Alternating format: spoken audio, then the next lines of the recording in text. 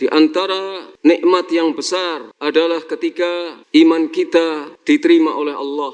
Manakala amal soleh kita diterima oleh Allah dan manakala amal ibadah kita diterima oleh Allah. Bagaimana caranya agar semuanya itu bisa diterima oleh Allah? Ada dua syarat yang harus kita penuhi, yaitu ikhlas semata-mata karena Allah, dan agar amal ibadah, keimanan, keyakinan dan ketaatan kita sesuai dengan sunnah Rasulullah sallallahu alaihi wasallam. Allah berfirman dalam akhir surat Al-Kahfi, "Faman kana yarju liqa'a rabbih falyamal 'amalan salihan wa la yusyrik bi'ibadati rabbih ahada." Barang siapa yang berharap bertemu dengan Allah, maka hendaknya dia mengamalkan amal saleh dan tidak mempersekutukan dalam beribadah, dalam masalah ibadah dengan sesuatu pun yang selain Allah. Tidak mempersekutukan ibadahnya di samping kepada Allah juga kepada yang selain Allah. Dalam ayat ini terdapat satu pesan kepada kita,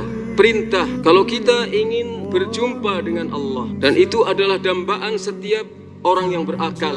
Orang yang berakal, hidupnya di dunia ini adalah keinginan yang besar agar nanti di akhirat dia mendapatkan ridha dari Allah dan dimasukkan di dalam sorga dan berjumpa dengan Allah, bisa melihat wajahnya yang mulia. Tapi ada persyaratannya, yaitu apa? Falyamal amalan salihah, hendaknya dia beramal saleh, yaitu amal yang sesuai dengan tuntunan Rasulullah SAW, dengan sunnah Nabi SAW. Wala yusyrik bi'ibadati rabbih ahada, dan di dalam beribadah kepada Rabbnya dia tidak mempersekutukan dengan sesuatu pun, dengan seorang pun. Artinya ikhlas dalam beribadah kepada Allah. Kaum muslimin yang dirahmati Allah, Al-Hafidh Ibnu Katsir mengatakan, hadani rukna al-amal al-mutaqabbal. Kedua hal ini, ikhlas karena Allah dalam beribadah dan sesuai dengan tuntunan Rasulullah SAW, adalah dua rukun diterimanya amal. An yakuna khalisan lillahi sawaban ala syariati Rasulullah SAW, supaya hendaknya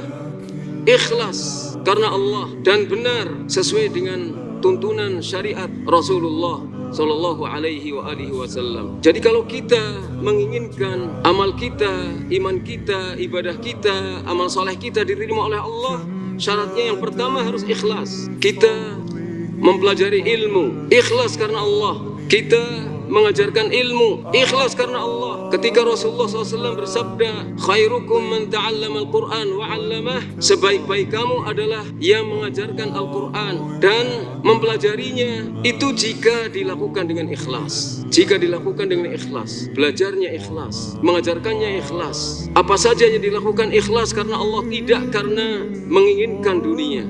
Maka kaum muslimin yang dirahmati Allah, marilah kita belajar untuk ikhlas. Marilah kita mempelajari agar motivasi hidup kita semata-mata karena mengharapkan ridha Allah Subhanahu wa taala.